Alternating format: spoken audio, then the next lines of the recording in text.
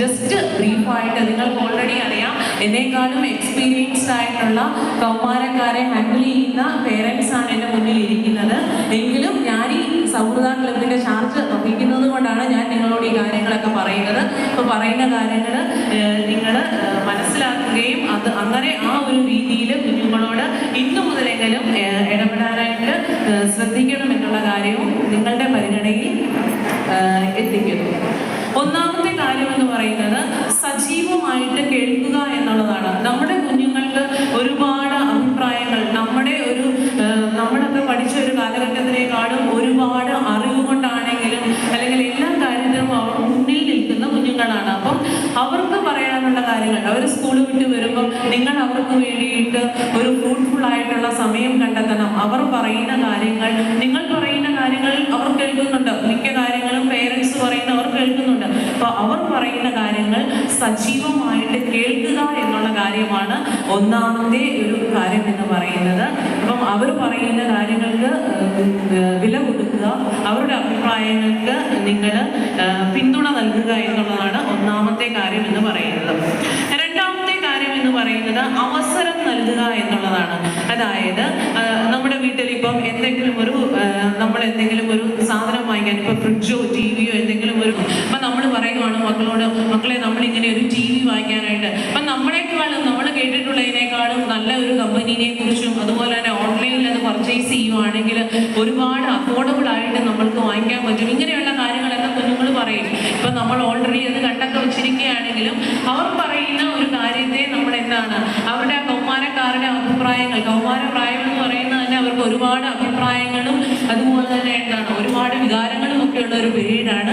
അതിനെ നമ്മൾ ചെവിക്കൊള്ളുക എന്നുള്ളത് വലിയ ഒരു കാര്യങ്ങൾ തന്നെയാണ്. അപ്പം അവസരം നൽകുക, അവരുടെ അഭിപ്രായങ്ങൾക്ക് നമ്മൾ എന്ത് ചെയ്യണം, അവസരം നൽകണം. നിങ്ങളെക്കാളും ഒരുപാട് പ്രായം കുറഞ്ഞവരാണ് നിങ്ങളുടെ മക്കൾ, എന്നിരുന്നാലും അവരുടെ നമ്മളെക്കാളും അറിവുള്ളവരാണ്. ചില കാര്യങ്ങളിലൊക്കെ നമ്മൾ അവരെ അംഗീകരിക്കണം. അപ്പം അവർക്ക് നല്ല രീതിയിൽ അവരുടെ അഭിപ്രായങ്ങൾക്ക് അവസരം കൊടുക്കണം. വീടുകളിൽ അവസരം കൊടുക്കണം. സ്കൂളിൽ ഞങ്ങൾ ധാരാളം അവസരം കൊടുക്കുന്നുണ്ട്. നിങ്ങളുടെ വീടുകളിലും തുറന്ന ചർച്ചയ്ക്കുള്ള അവസരങ്ങൾ നിങ്ങളുടെ കുഞ്ഞുങ്ങൾക്ക് നൽകുക. മൂന്നാമത്തെ കാര്യം എന്ന് പറയുന്നത് വികാരങ്ങളെ മനസ്സിലാക്കണം. അതായത് അവർ എന്തെങ്കിലും പറഞ്ഞുകൊണ്ടിരിക്കുമ്പോൾ ഇവിടെ വർക്ക് ചെയ്യുന്ന അച്ഛനും അമ്മയൊക്കെ ഉണ്ടായിരിക്കും. നമുക്ക് ഒരുപാട് തിരക്കുകൾ കാണും. എന്നിരുന്നാലും അവർ പറയുന്ന കാര്യങ്ങൾ നമ്മളുടെ ജോലിയുടെ ഇടയ്ക്ക് ആയിക്കോട്ടെ, ശരിയാണ്, അങ്ങനെ നമ്മൾ തിരിച്ച് അവർ പറയുന്ന കാര്യങ്ങൾ നമ്മൾ ശ്രദ്ധിക്കുന്നുണ്ട് എന്നുള്ളൊരു റെസ്പോൺസ് തീർച്ചയായിട്ടും നമ്മളുടെ കുഞ്ഞുങ്ങൾക്ക് നൽകണം. വേറൊരു കാര്യം എന്ന് പറയുന്നത് വിധി കൽപ്പിക്കരുത്. അതായത് അവർ എന്തു പറഞ്ഞാലോ നീ അന്ന് പറഞ്ഞിട്ട് അത് സംഭവിച്ചു, അങ്ങനെ ഒരിക്കലും ഒരു മുൻവിധിയോടുകൂടി നമ്മൾ കുഞ്ഞുങ്ങളെ കാണരുത്. അവരുടെ അഭിപ്രായങ്ങൾ പറയുമ്പോൾ അത് ശരിയാണല്ലോ, നമ്മൾക്ക് ആ രീതിയിൽ കൂടെ ചിന്തിക്കാം എന്നൊരു നിലപാടിൽ മാത്രമേ നിങ്ങൾ ഒരു പോസിറ്റീവ് സെൻസിൽ മാത്രമേ നിങ്ങൾ കുഞ്ഞുങ്ങളെ ഹാൻഡിൽ ചെയ്യാവുള്ളൂ. തുറന്നതും സത്യസന്ധവുമായ ഒരു സംഭാഷണം എന്ന് പറയുന്നത് വളരെ പ്രധാനപ്പെട്ടതാണ്.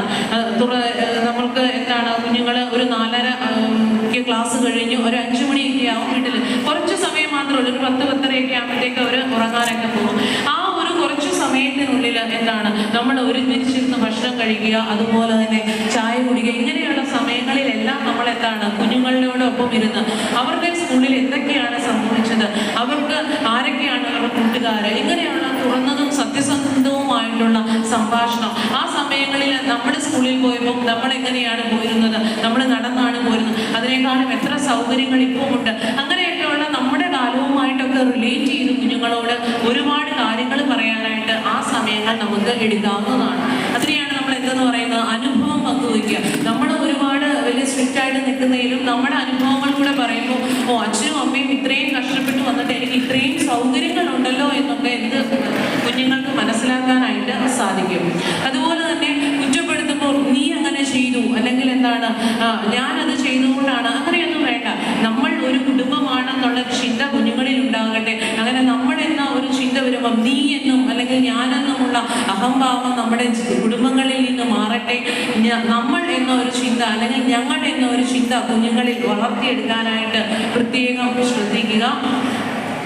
അതുപോലെ തന്നെ സ്വാതന്ത്ര്യം നൽകണം. പക്ഷെ എന്തായിരിക്കണം, നിയന്ത്രിതമായ സ്വാതന്ത്ര്യം. അവർ എല്ലാ ദിവസവും ഡ്രസ്സ് ഇടുന്നതിലും അതിലൊക്കെ കുഞ്ഞുങ്ങളുടെ ഇഷ്ടത്തിന് അവർ വസ്ത്രധാരണം ചെയ്യട്ടെ.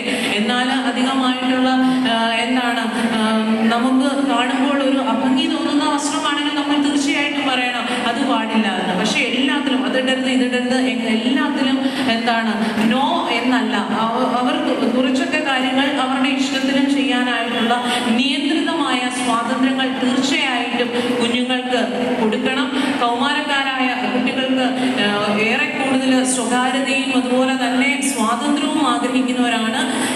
സ്വാതന്ത്ര്യം കൊടുക്കണം, എന്നാൽ കടിഞ്ഞാൺ നമ്മുടെ കയ്യിൽ തന്നെയായിരിക്കണം. ചെറിയ രീതിയിലുള്ള സ്വാതന്ത്ര്യത്തിലൂടെയൊക്കെ അവർ വളർന്നു വരുമ്പോൾ അവരുടെ മനസ്സിലെ അഭിപ്രായങ്ങളൊക്കെ അവർക്ക് തുറന്നു പറയാനായിട്ട് പറ്റുമ്പോൾ അവരുടെ ഉള്ളിൽ ഒരുപാട് വികാരങ്ങൾ പൊട്ടി നിൽക്കാതെ അവർക്ക് നല്ല ഒരു വ്യക്തിത്വമായിട്ട് ഉയർന്നു വരുവാനായിട്ട് സാധിക്കുമെന്ന് തന്നെ ചിന്തിക്കുക.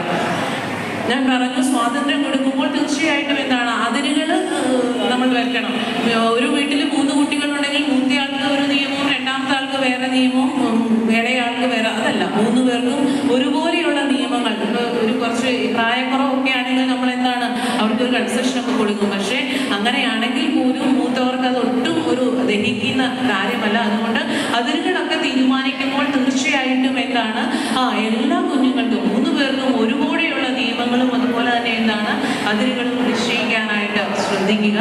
അതുപോലെ തന്നെ അവർക്ക് ഈ ഒരു പ്രായത്തിൽ വിനോദയാത്രയ്ക്ക് പോകണമെന്നും അതുപോലെ തന്നെ എന്താണ് പല കാര്യങ്ങൾക്കും പല ക്ലബ്ബുകളിലും അതുപോലെ തന്നെ അതിനോടൊക്കെ പിന്തുണച്ച്, പഠിത്തം മാത്രമല്ല കോ കരിക്കുലർ ആക്ടിവിറ്റീസ് അതിനോടൊക്കെ പിന്തുണച്ച് പോകുമ്പോൾ നിങ്ങളോട് അഭിപ്രായം പറയുമ്പോൾ അത് നല്ലതാണ്, അത് അവരുടെ വളർച്ചയ്ക്ക് ഗുണമാണ് എന്നുള്ള രീതിയിൽ തന്നെ നിങ്ങൾ എന്ത് ചെയ്യുകയും ചെയ്യണം, സപ്പോർട്ട് ചെയ്യുകയും ചെയ്യണം.